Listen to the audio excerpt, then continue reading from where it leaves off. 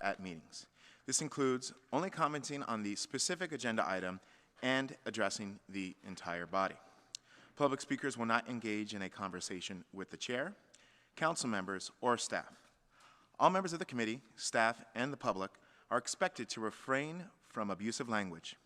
Failure to comply with the code of conduct, which will disturb, disrupt, or impede the orderly conduct of this meeting, will result in the removal from the meeting. This meeting of the Neighborhood Services and Education Committee will now come to order. Can the clerk please call roll? Campos. Present. Candelas. Here. Cohen. Vice Chair JUN. Here. Chair Ortiz. Present. You have a quorum. Okay, that was A. Item B, review of the work plan. Items recommended to be added, dropped, or deferred are usually approved under review of the work plan unless the committee directs otherwise. This is item 1, flavored tobacco ban, nitrous oxide, and regulation of vape and smoke shops status report. Angel, did you have anything to add to this? No, it's no drop, so no need to vote. Yeah. Okay. Oh, so it's dropped. We don't have to vote or anything like that. And my understanding is these discussions will be coming up in still in the future space, right? That's correct. Okay. Yeah. Sounds good.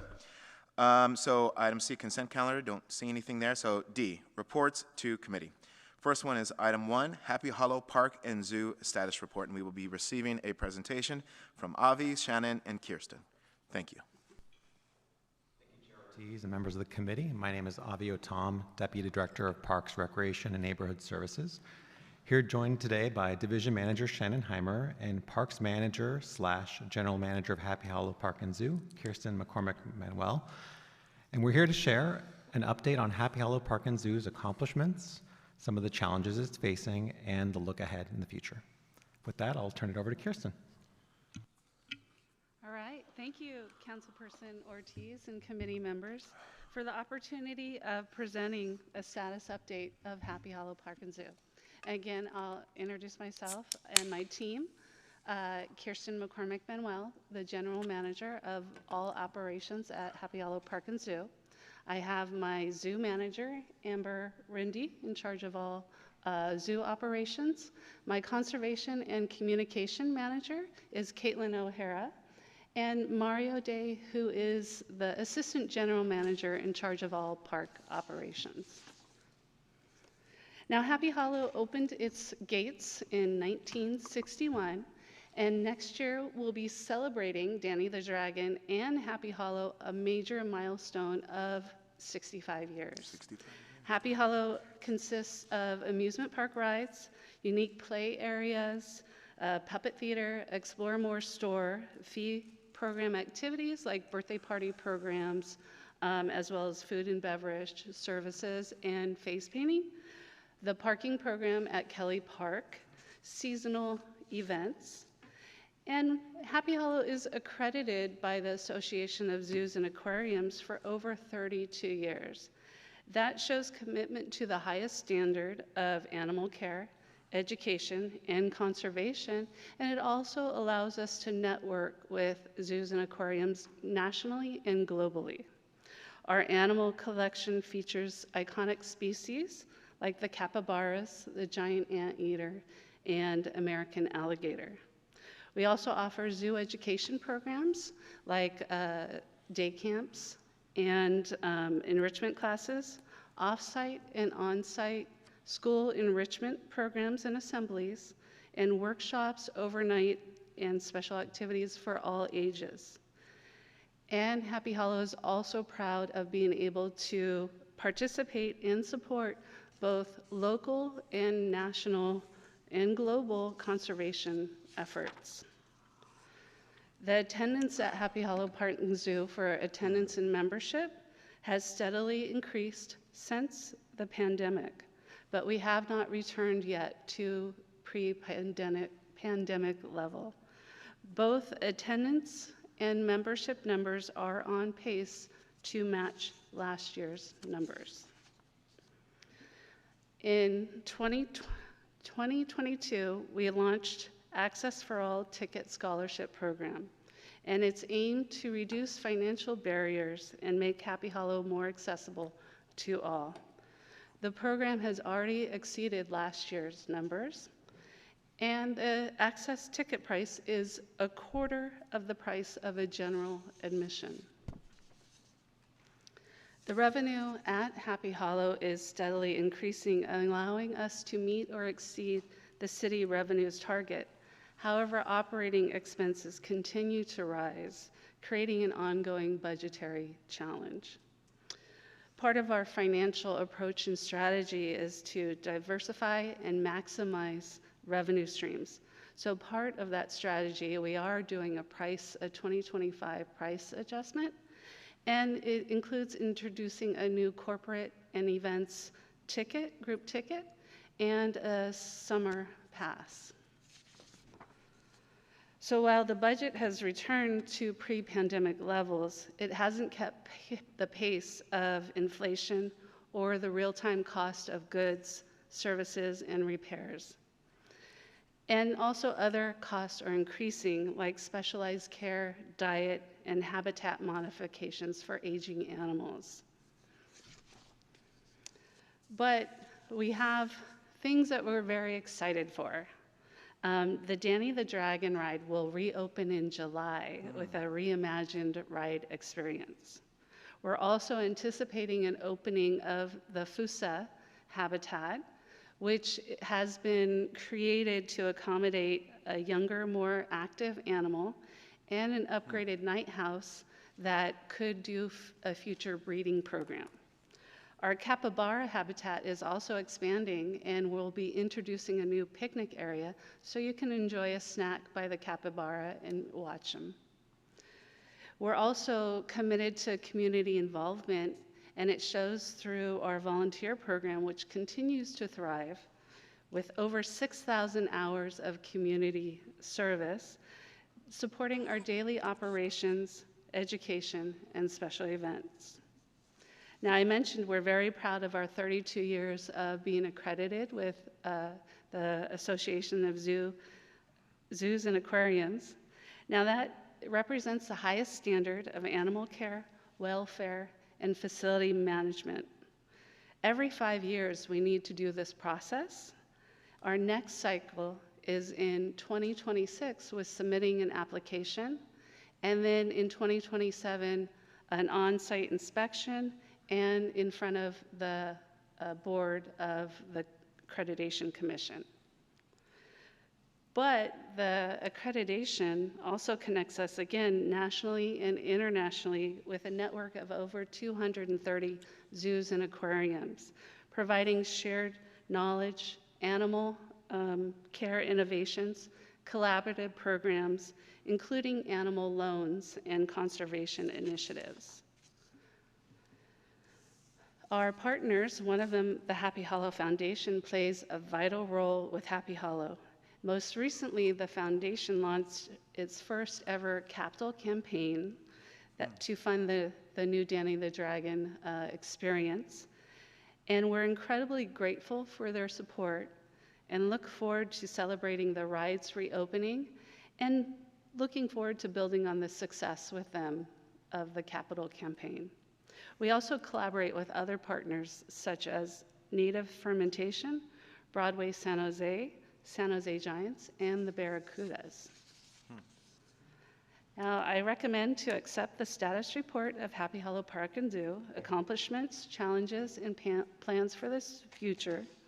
Thank you for your time, and we're available for questions. Awesome. Thank you so much for that presentation. I think I speak for the committee that we are all excited to see Danny the Dragon back in action. Do we have any public comment? No public comment. Okay, great. We will be going to council members for comments and questions. Vice Chair Dewan. Thank you. Thank you so much, Chair. I enjoy the Happy Hollows tremendously, and you know, every time I go out there, it's bringing me back to being a little kid. Just out of curiosity, the picture that you have on your presentation, I think it's a leopard, but could it be a jaguar? It's a jaguar. It's a jaguar. Okay, there we go. And so in the future, I know that the amount of applications have gone way up, right? How do we offset that cost to able to get more family or people who are underserved to be at Happy Hollows. Is that with the access ticket program? Yes. We're currently looking at, with the price adjustment, we will be adjusting that price as well to help fund a portion of it. We've been looking for sponsors to help fund the unfunded account, and we're just brainstorming on how to keep the funding there. Yeah, because I see that the number is just kind of skyrocketed. And then I would imagine as more people know about Happy Hollow, the number will possibly double what we're asking for now. And I'm just worried about how do we continue that to support, the families that are in needs. But anyway, thank you so much for,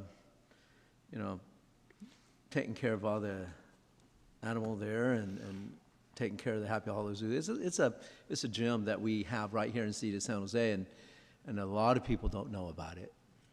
And we need to somehow get it out there, and anytime you want to send any particular flyers or anything to my district or any other district, I would imagine they'd be more than happy to post it on their social medias and their newsletter. Thank you. Thank you, Vice Chair Dewan. Definitely a major attraction for District 7 as well. Councilmember Campos. Thank you, Chair. Thank you to staff for this presentation. I, too, am very excited about the great work at Happy Hollow Zoo and agree that it's a gem in our city. And my questions are around 2026 and recognizing that we'll have tourists from all over the country, maybe even all over the world in our city. Is there any plan for how we can connect people who are coming into our airport to know about our zoo and the family-friendly activities that we have? Thank you for the question. There is, currently, we do have Happy Hollow mentioned in the Southwest Flight Navigator. We're one of the few that are on their pages. We have been working our new ticket that we're introducing, the corporate and events group tickets, is introduced to be able to advertise that if you come for a particular event, you can show it and come in at a promotional price. And we are working with several organizations in San Jose to be able to highlight Happy Hollow to visitors as well. That sounds great. Is there any opportunities that we should know about that would help bolster your reach and garnering a larger audience? I like that question, and I very much would love to get together and talk about that and see how we can create a larger reach with our council people. Thank you. Did you want to share something? Thank you, Councilmember. And just building off Kirsten's comment, I think starting with the reopening of the reimagined Danny the Dragon this July, I think that'd be a great opportunity to reintroduce folks to Happy Hollow. Yeah, I know that I also recently went on a bike trail that led to Happy Hollow Zoo. I had never done that before. So I think there's a lot of creative and innovative ways that we can get families, sometimes for the first time to Happy Hollow Park. And I think 2026 is really that opportunity to be creative, think creatively, explore all of these different opportunities, of course, leading into 2027 when our city celebrates 250 years as a city. And so always want to think about what we can do to start to set the foundation for how we really bolster civic pride and civic engagement with everyone in our city. Thank you. Great. Thank you, Councilmember Campos, for your comments. Definitely both around making sure that we're raising awareness of the park, which I can definitely support. I know you mentioned the reopening of Danny the Dragon. Is there going to be like a ribbon cutting that we could publicize or something or participate in? Yeah, we're busy planning the ribbon cutting, and that would be the morning of Tuesday, the 15th for the public. This 15th? Sorry, July 15th. Oh, okay. I was like, whoa. All right. July 15th, great. I'll do my best. I'm sure my colleagues will all do our best to be there. So what we'll do is we'll send out information to you to help get that word out. Great, yeah, I'm happy to post the flyer beforehand as well. In line with one of Vice Chair Dewan's comments in regards to affordability, I know that you also touched on the scholarship program and making sure that families who may not have resources are able to still attend the site.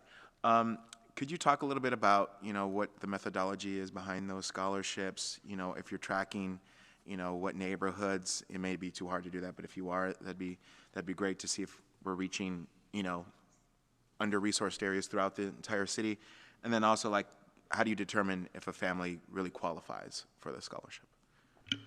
Great. The Access Ticket program was modeled after our PRNS scholarship program. So if you qualify for any of those programs and the scholarship, then you would qualify for the Access Ticket. And we started it as a pilot. Word has gotten out through marketing with Project Hope, with other venues, and a social influencer, which has really grown the program. We have been able to get zip code data, and we do hit every neighborhood zip code in San Jose. We have our top 5, or I can go 10 if you'd like to hear those, but we would certainly love the help to get more of this word out. But 95122, 95111, 95116, 95112, and 95127 are some of our top communities that come with that program. Wonderful. I think that sounds good. I know that I heard my district in there. I don't know about others, but just, every district has, pockets, you know what I mean? District 10, even though it's a wealthy area, they have Hoffman, Viamonte, District 2 has Great Oaks, Round Table, and so just want to make sure that all of these youth are able to see this opportunity.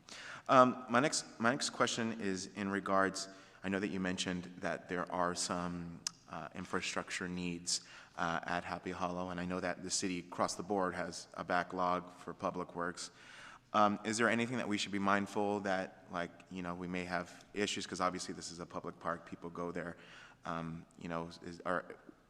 are we making sure we're prioritizing, the safety of the residents and stuff like that? Safety is definitely our first priority, and then animal health. Those are both our first priorities. And so we'd love support as the need comes up and we're looking for funding, and it's been identified. Okay. Well, please let us know if you guys are doing like you said, a fundraising campaign or something like that. Happy to lend, our voices to that. We got friends too, so, don't hesitate to reach out. Okay, I'm looking for a motion for the... To accept the report. Okay, we have a motion and a second. Thank you so much, colleagues. Let's all vote.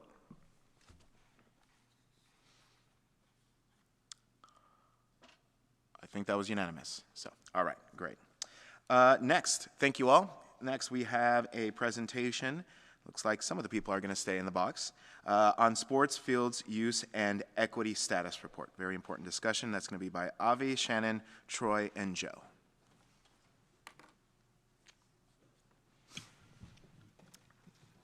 Thank you again, Chair and members of the committee. My name is Avi Tom. I'm Deputy Director of Parks, Recreation, and Neighborhood Services, joined today again by Division Manager Shannon Heimer, as well as Parks Managers Troy Treaty and Park Recreation and Facility Supervisor Joe Albayalde. And we're here to share a little bit of background on our citywide sports program, as well as our efforts to help level the playing field, if you will, and really get towards equitable use of sports fields. I'm sorry if I just stole a pun, Troy and Joe. But there are plenty more to go to. With that, I will turn it over to Troy. Thank you, Avi. Good afternoon, committee members. As Avi mentioned, I am Troy Treaty. I'm a Parks Manager with the Destination Events and Sports Unit of the Parks Division. I am happy to be here today to share an overview of our citywide sports field reservation program and our work related to equity and access. The City of San Jose maintains a large network of sports facilities. As you can see here, PRNS has 110 fields and 104 courts in our inventory. 2/3 of these facilities are available for reservations by sports organizations, instructors, teams. Field and court allocations occur twice a year, for the spring and summer season and the fall and winter season. Additionally, we also accept applications for ad hoc reservations when field and court availability allow. When applications are received, a small but dedicated team carefully review each application for accuracy. This process includes verifying resident status, nonprofit classification, and age group eligibility. After all on-time applications are verified, scheduling conflicts are resolved during a virtual allocation meeting. These meetings are moderated by city staff and attended by organization leaders and coaches. This allocation process promotes collaboration, transparency, and fairness. After allocation meetings, permits are created, then finalized once any necessary revisions are made and payment information is confirmed. In early 2020, Councilmember Jimenez initiated a request to prioritize equity in field reservations. Though delayed by the pandemic, a task force made up of industry professionals from PRNS, as well as other Bay Area municipalities, convened in 2021 to create and review survey data, as well as host community meetings. In 2022, the task force proposed program process improvements, including clearer rules, streamlined online systems, and increased enforcement of policies to ensure appropriate access for all. Staff implemented these recommendations, which have led to improvements in both customer service and equitable access. This slide outlines the fiscal impacts of our improved program processes. As you can see, the reservation program has excelled both in revenue and cost recovery significantly over the last 4 years. This is due to several factors: increasing efficiency in application and permitting processes, allowing for more opportunities to reserve fields. Standardized reservable time blocks, which has improved transparency and minimized previously unused times in between reservations, as well as improved payment processes that in turn has all but eliminated late and unpaid balances.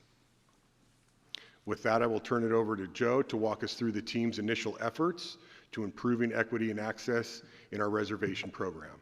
I would like to note that while the team has made significant strides in this area, this work is just beginning.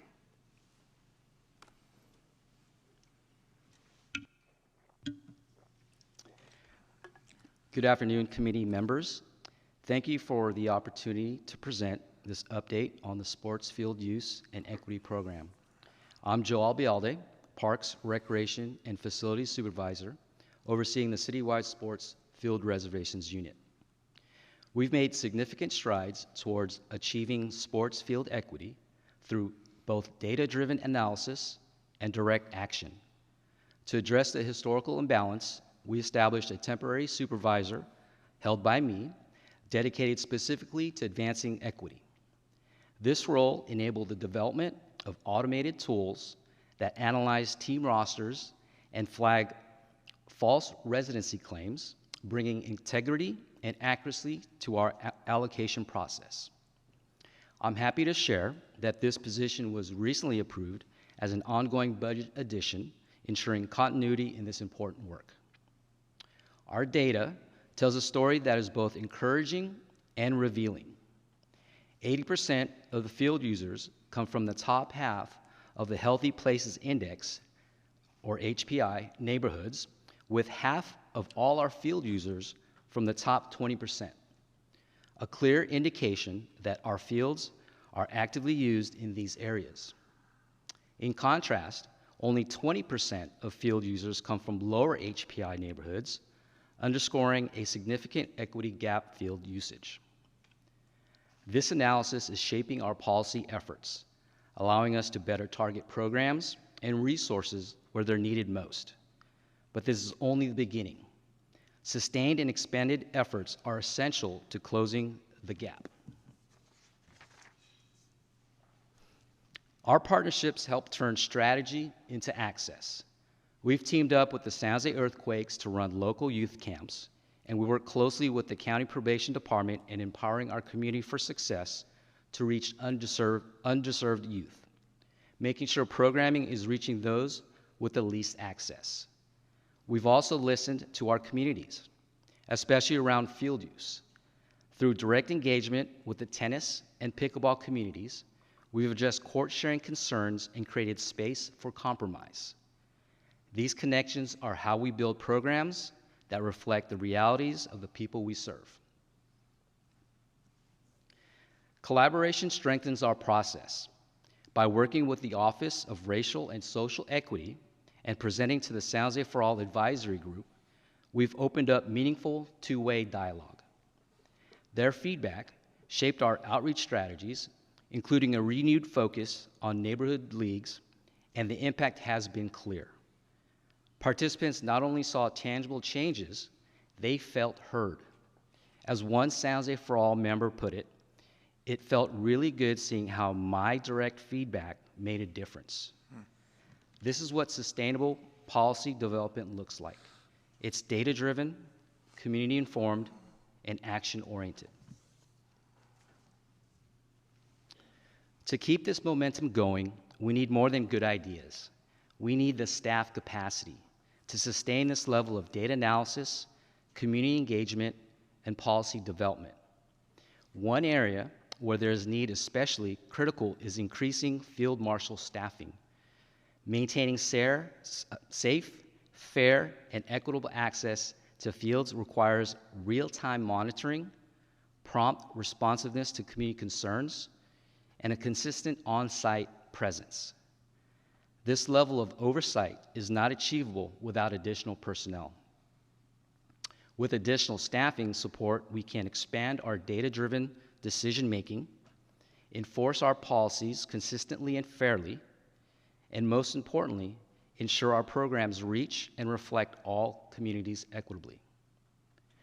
Looking ahead, we're also prioritizing efforts to direct resources to underserved organizations that have lacked equitable access, standardize Little League contracts to improve transparency and consistency, and ensure compliance with joint use agreements so that public resources are used effectively and equitably. Each of these actions moves us closer to a system that's not only more equitable, but also more transparent, accountable, and responsive to the needs of our diverse communities. That concludes our presentation. Thank you for your time, your attention, and your continued support of this work. We respectfully recommend that the committee accept the report, and we're happy to answer any questions or hear your feedback. Thank you so much for the report. I want to open it up to see if there's any questions from the public. No public comment? Okay, thank you so much. See, my colleague, Councilmember Candelas has his hand up. Thank you, Chair. I appreciate the report and want to sincerely thank all of you for the work you're doing around sports and youth activation and field access. I think that is a critical component of what we do in our city for our youth and ultimately for our community.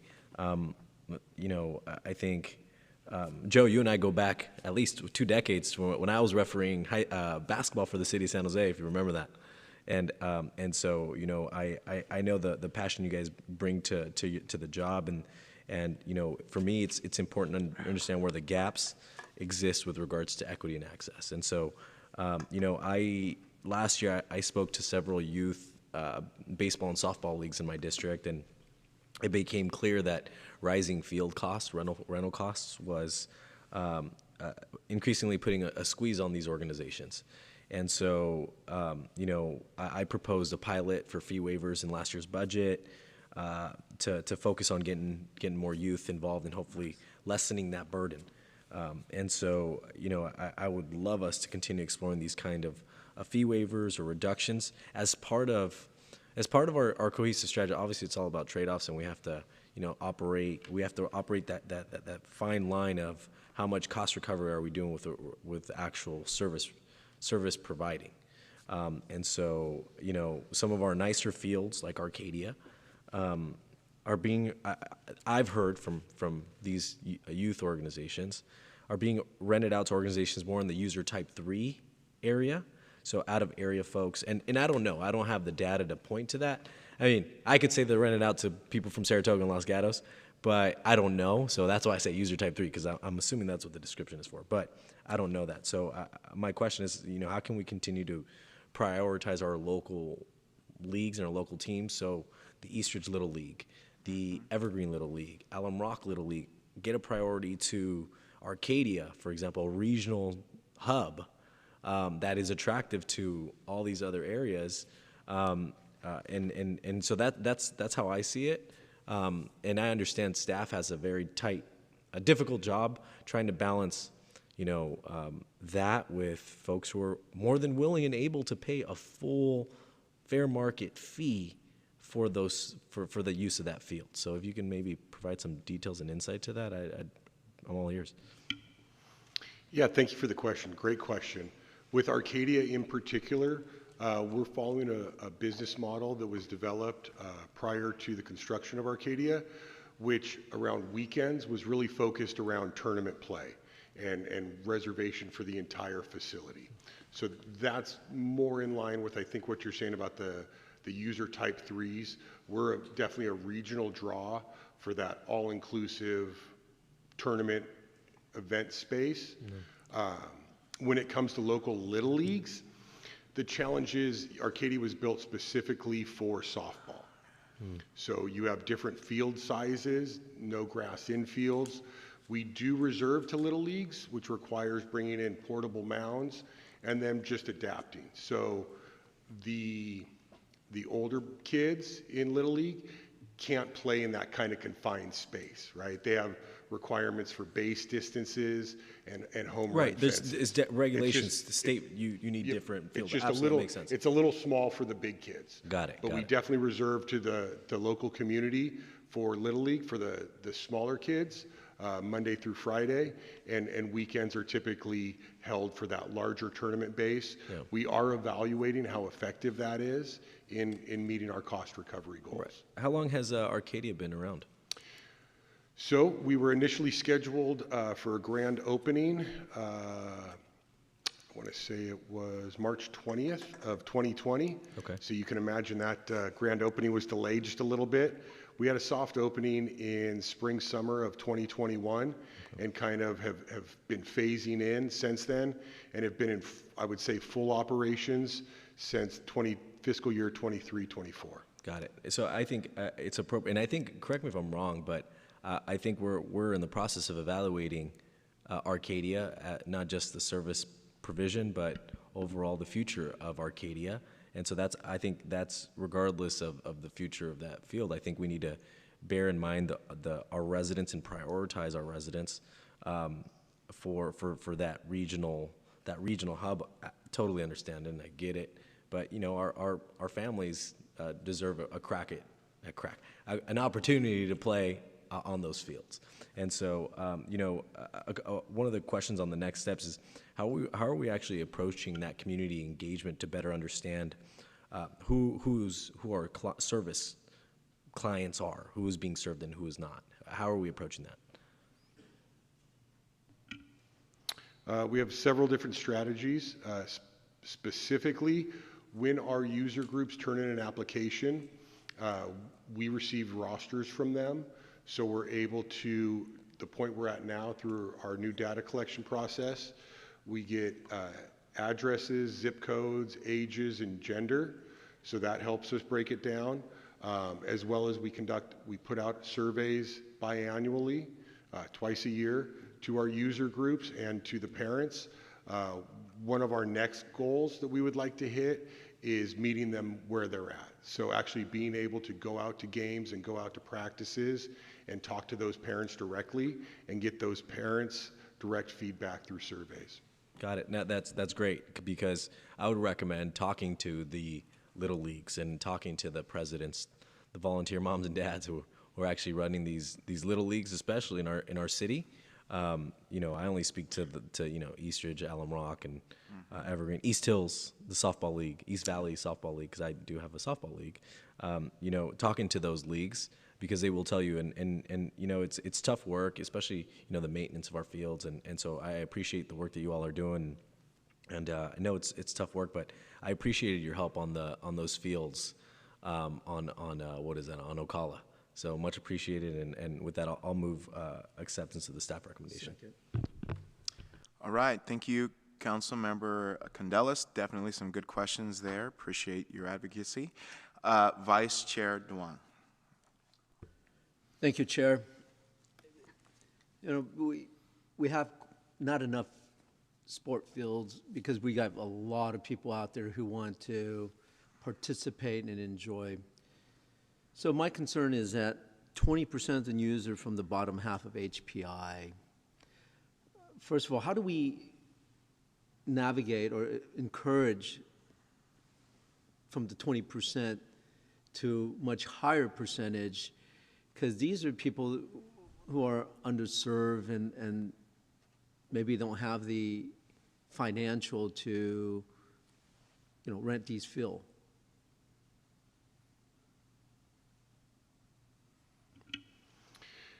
Again, I think some of that's going to be through our direct engagement with folks.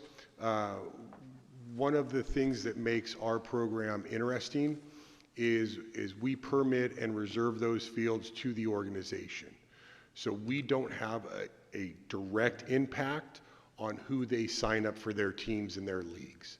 So one of the strategies that we're developing is to develop a playbook, working with some of our larger leagues that have been very successful to help put together a playbook. So when we're able to connect with these kind of more grassroots, underserved teams, it may be a group of neighborhood dads that want to get a team together for the kids, they have a playbook that they can go to understand how to reserve fields, how to get direct marketing out there to the kids, how to get sponsorships, how to get their 501c3 and things like that to help lift them up and get them to the table. So does the current reservation do that right now? Beside pairing the smaller group to the larger group, because I know that 2/3 of the field are primarily available for, you know, well-organized group. And how do we balance that out? Beside, you know, okay, well, this is how you fill out the application, get sponsorship. What if they can't get sponsorship, right? They're just collecting fees from kids who are underserved, which is a very small amount, and they don't get funding from philanthropists and so on. How do we meet their needs? Councilmember, you know, your line of thinking here is exactly what we're thinking about internally. And Troy, if I can complement what you spoke to, I think what you're speaking to is kind of that next series of, I'm going to call it the series of why questions. So there's 20% of our users in that data set came from the bottom 50% of HPI. So that first why, are the youth participating in organized sports? If they're participating in organized sports, are they using other fields, so schools, school facilities, or something else like that? Or are financial barriers completely preventing organized sport? So there's actually a really interesting series of questions to dig in, and to Councilmember Candelas' point, that really have to be answered through direct communication with the leagues, the neighborhoods, and that's really, to Joe's presentation earlier, that's this huge body of work that's still in front of us. So we've gotten to the point of doing that study of what we see in front of our users today, and we have taken some direct action to start addressing the gaps, but there's a lot more understanding that we need to reach so that we can actually then know which policy lever can we pull. Because there's a lot of different ones that we could pull right now, but we want to make sure the one we pull is the one that's needed. Is it pricing? Is it creating new tiers within our priorities? For instance, Joe and Troy have discussed creating an even earlier priority tier that's specifically for the leagues that really do employ volunteers, not for the leagues that can afford world-class coaches or paid coaches, right? So we know there's, even within nonprofit organizations, there's a huge array of different user types. But what we need to do is get into those conversations with the leagues and the neighborhoods to really understand the gap and what we have to do to make access. Well, thank you. I'll look forward for that conversation next time and how we come to some type of solution. Thank you. Thank you, Vice Chair Dewan. Definitely some good questions. I have just some follow-up questions, kind of in line with my colleagues' lines of comments. So when I think about equity, right, I think about doing what needs to be done to amplify access and presence of, under-resourced communities, communities of color, and immigrants and working class families. I know that, as you mentioned, you can't necessarily pick and choose who applies for a league, but you can. There's a lot of organizations out there, like La Raza Roundtable, African American Community Service Agency, AKI, Asian Americans for Community Involvement, that are kind of like, they serve these populations, right? That's where these populations go. They're trusted, places where they can come to receive services. And I wanted to ask, are we working with, these groups to make sure that, a plan that has equity in its name actually reaches the goal of being equitable?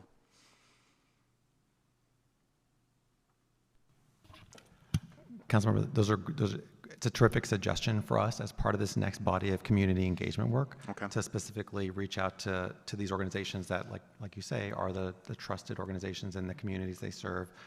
The initial work we did with the San Jose For All Advisor Group had much of that same intent, and what you're speaking to is that next deeper level of engagement, and we're looking forward to that. Okay. Well, I mean, that's why we're here, to give feedback. So appreciate, this is our opportunity to give it. And then just, I know that there's, my partner's son is in Little League, but I know they have like structures and leadership and stuff like that. Are you guys reaching out to like those organizations to get their input on that? Because I know they have feedback. When I go to the Little League games, they always try to pull me aside. I'm like, okay, I'll help you, but it seems like this is the right team to talk to. Have you guys reached out to, any of those leaders?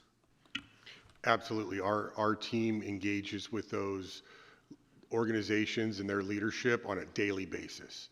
Okay. And through our biannual surveys, as well as our field allocation meetings, we send out a survey before and after on how those things went, what needs aren't we meeting, how can we improve, and that's a lot of what has driven our initial process improvements. And as Avi mentioned, we will continue, and we know we have steps in front of us to continue to grow to meet those needs. But in answer to your question, yes, absolutely. We speak with them daily and weekly. Wonderful. And if there was somebody who reached out to me and wanted to talk to somebody from the city about this, who is the best contact, just so that I know? It would either be our field reservations email address, and they can go directly to the City of San Jose webpage, into PRNS and in the field reservations, and find those direct lines of communication. Or Joe is the direct supervisor of that group, Okay. and we'd be happy to reach out to any of them. Okay, definitely that's a good email address. It's good to have a name so that they don't feel like they're just sending an email into the void, you know what I mean? But good to understand who's on the other side of that email, and thank you. And I know, sorry, Angel. Yeah, Councilmember, I also wanted to highlight something that I think the department has done really effectively, and it really helped really salvage the Eastridge Little League. And it was the city in coordination with the county of Santa Clara, with the closure of Red Hillview and the loss of those fields there. Eastridge Little League found themselves without playing access, right? And so PRNS, the team here, the team that's sitting in that box there, really stepped up in a huge way, used access to 3 or 4 different fields, including the Arcadia site, which of course the kids there were thrilled about, right? Because it was like, state-of-the-art playing, and really kind of move some things around to kind of really make that happen.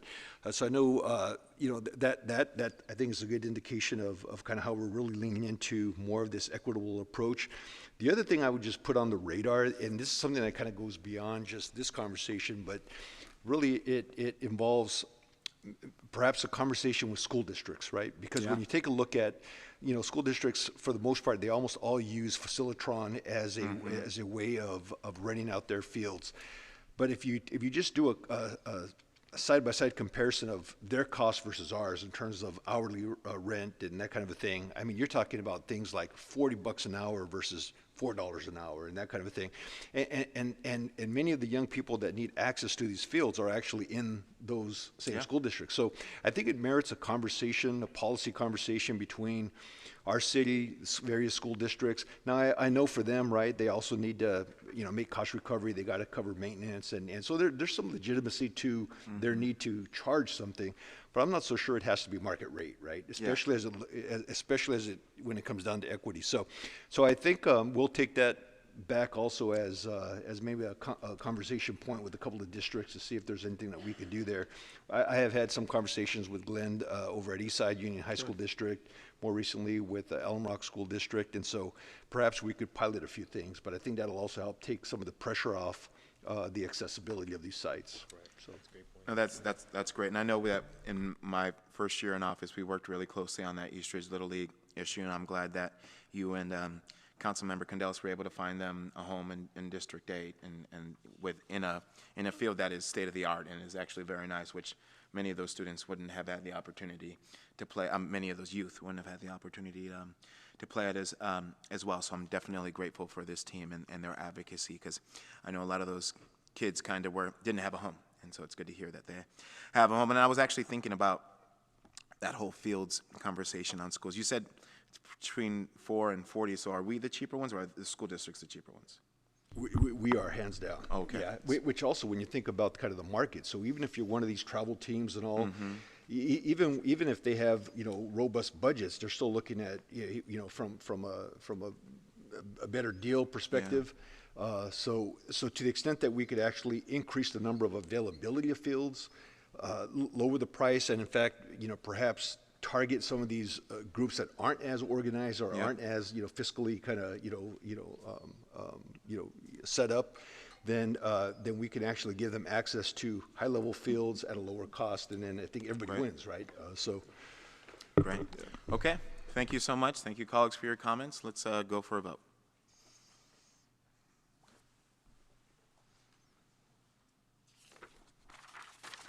That passes unanimously. Awesome. Thank you so much. And thank you to staff. Next, we have a very important discussion. Well, this was also important, but this is a big one.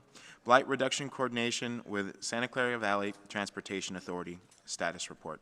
And that will be provided by Aurelia and Jamie, sorry, not Jaime.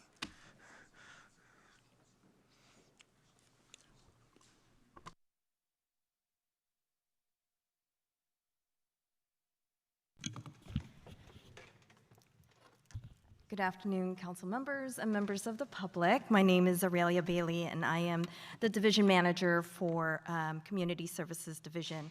We do have in the audience Olympia Williams, who's our deputy director, along with one of our interagency manager, or actually our interagency manager, Anthony Gonzalez, along with our VTA partners. I'm going to actually hand it off to Jamie, who is going to present today.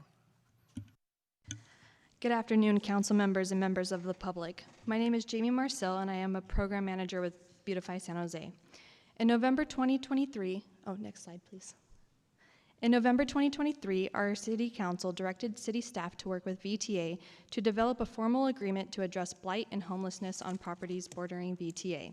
This agreement will allow us to work together more efficiently and will coordinate cleanups, share resources, and communicate regularly to tackle these problems head on. Next slide. Some key elements of the agreement include joint cleanups. We'll work together to schedule, execute, and coordinate cleanups. This will help us to address encampments, graffiti, and vegetation needs more effectively and reduce the chances of them reoccurring. We'll also have more regular communication and establish a system of regular meetings to discuss problems, share information, and coordinate our efforts. This will help us to prioritize areas that need immediate attention. In resource sharing, by sharing our tools and expertise, we can clean up more efficiently and save valuable resources. Ultimately, this agreement will help us to improve communication, coordinate between the city and VTA, and ensure consistent progress in reducing blight and homelessness. Next slide. This slide outlines our key milestones of this agreement. We would like to thank the VTA for being here today, for the work prior to today, and the upcoming work we will do together. We are here for any questions. Thank you. All right, thank you so much for the presentation. Going to open it up for public comment? No public comment? Okay. Looks like we have multiple colleagues who want to ask questions. All right, Councilmember Candelas. No questions. I just wanted to thank staff for their hard work on this. It's been years in the making, but glad we're here and glad to be on the same page with a partner agency. So I'll move acceptance of the staff report. Thank you. All right, thank you, Councilmember Candelas. We have a motion and a second. Now, Vice Chair Dewan. Thank you, Chair. It's a big issue, right? It's a big problem. That's why we collaborate with different entity. Now, I see the blights on the Pacific Union Railroad that cross over 101 near 13th Street, which is constantly have graffiti on there, and which have bled over to all the sound walls and everything else. How do we get them to take some action, or is it part of their funding to the city of San Jose in order to take care of those graffitis? Yeah, so we will continue to have monthly meetings, not only with VTA, but also Caltrans. So this location also involves the jurisdiction of Caltrans. And so we hope that now that we'll have this formalized communication and agreement, we hope to bring it to both parties' attentions and bring each other together to schedule a cadence for addressing this area. Thank you. Oh, and just then, to add, council members, you mentioned Union Pacific, and so Jamie and her team, they actually do meet on a regular basis, and so we'll make sure that this is also on their radar the next meeting that they meet with Union Pacific. thank you, because I drive 101 quite a bit too. The other question is, I noticed you did mention Caltran, specifically right off of Story Road and Tully.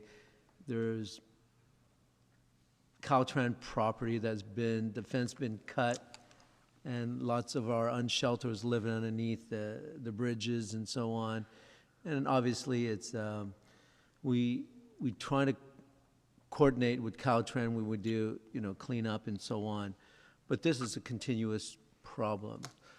And I know that the Caltran Cloverleaf, if I drive over to Cupertino or Sunnyvale or Mountain View, even Palo Alto, beautiful, right?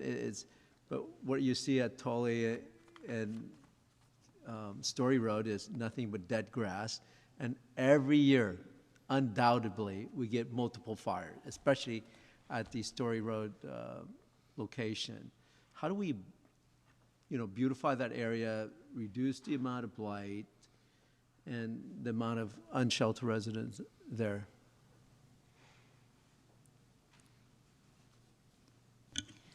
Yeah, so again, we meet with Caltrans regularly, bi-weekly, to talk about these areas, and that location definitely gets brought up quite a bit. Yeah. And we are currently talking about different deterrents. As you know, with unhoused residents, there is a high likelihood for returning to the location. So right now we're talking about different deterrents and also exploring, what that looks like to continue working together on maintaining that area. Thank you. We have what you call key performance indicator, and with the MOU, do we publish that out to the public so they know how successful we are with some of these performance? Council member, I know that with this specific contract with VTA, we did talk about a yearly progress, and so that's something that we can work on. We could definitely look at also at our other partners, whether it's VTA or Caltrans or Union Pacific, and to make sure that you get the progress of the work that we're doing. Thank you so much. Thank you. Thank you, Vice Chair. Councilmember Campos. Thank you, Chair. I just wanted to echo my colleagues' gratitude for the collaboration between VTA and the city and Beautify on this. I just had one question for my understanding. Is there any sense for timeline if somebody calls in, blight at a VTA station? Is there an expectation for turnaround on when they can expect, cleanup of the area? We have VTA here in the audience, and maybe this is something they may be able to help answer. Thank you.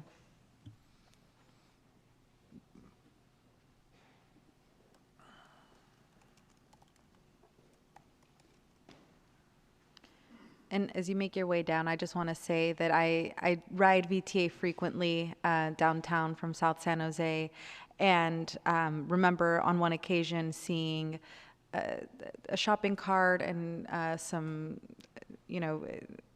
debris, but within the week it was cleared up. So I thought it was remarkably fast, the attention that was given, and I just want to set my own expectations for what it might look like if someone calls VTA, what they can anticipate that turnaround time to be. Yeah, Jesse Soto, Deputy Director of Maintenance for VTA. I can tell you my personal standard is immediately, and I can tell you for the most part the staff does the best they can to get out there, if not the same day, the next day, depending on the resources that we have.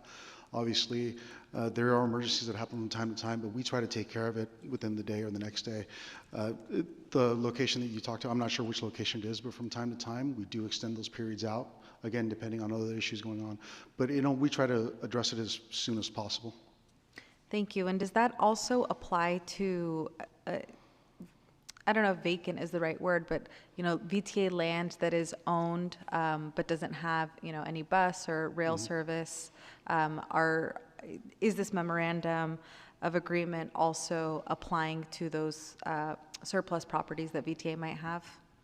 Yeah, I'm looking at my colleagues here as well, but yeah, universally we try to address those too. We are especially sensitive to the neighbors surrounding those surplus areas. That tends to be sometimes an area where it's realistically less monitored, but there's some sensitivity to the neighborhoods around there. So we want to address those as well as soon as possible. To answer your question, basically, yes, this addresses that too. Thank you so much. Again, really appreciate the work and collaboration on this. Thank you.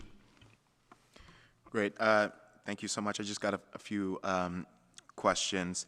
Really, also, like my colleagues, really excited about this. I got the light rail going through my district. I know you got the train going through both you guys got the trains going through yours, and I know Councilmember Candelas got transportation infrastructure in his. And, especially with the light rail expanding through Eastridge, we may or may not see blight. It's in the middle of the expressway, so we'll see. Looking at my notes, I just want to make sure, because it says blight, right, but that could be, a lot of things could be considered blight. I see it's mostly for trash, debris, graffiti, and in encampments, correct? So this isn't necessarily in connection to, I don't know, like as I think the council member Dewan said, like dead grass or long weeds. That's separate from this. That's not going to be constituted in this collaboration. It is included, Okay. overgrown vegetation, so that will also be brought up in our monthly coordination. Wonderful. That I am happy to hear that. And then I just know, since it is going to be a collaboration, I know we got an angel with Olympia who does amazing work and spread really thin. Like, how's this going to impact staff bandwidth, right? So now, is Beautify staff expected to do this cleanup, or is this going to add more to their workload? I guess I'm just trying to understand. The expectation is for the different jurisdictions to still continue to work on their own jurisdictions, but Okay. Try to coordinate and align the cleanups and bring these items to each other's attention. So, our team will continue to do the work on city jurisdiction, and VTA will continue to address the items on their jurisdiction. Wonderful. Well, I got a list to send over, so sounds good. Thank you so much. And then final question. Regarding the milestones, specifically on page number 2, I wanted to see if you could share which projects were prioritized through the May 2025 meeting between Beautify SJ and VTA staff. In our May 2025 meeting, we really discussed the cadence of meeting and who needs to be in those meetings and what locations, and There was less talk about the exact locations because we want to put that in our work plan. So right now we have, just based on the work that we do and the reports that we do get through the Beautify line, we know some hotspot areas that we do want to bring up in our first kickoff meeting. So we've talked and developed a routine to meet. So the priority areas will be brought up in our next discussion. And along the way, if we have a call, we'll bring it up. Wonderful. Maybe good, I don't know who the best can reach out to about this, but it'd be good for us as council members. We don't know, obviously we know a light rail property is VTA and stuff like that, but maybe I'll request a meeting with DOT or Beautify to understand just all the VTA properties in my district, so I know who to properly reach out to and stuff like that. Okay, thank you so much. I think we have a motion, so let's go for the vote.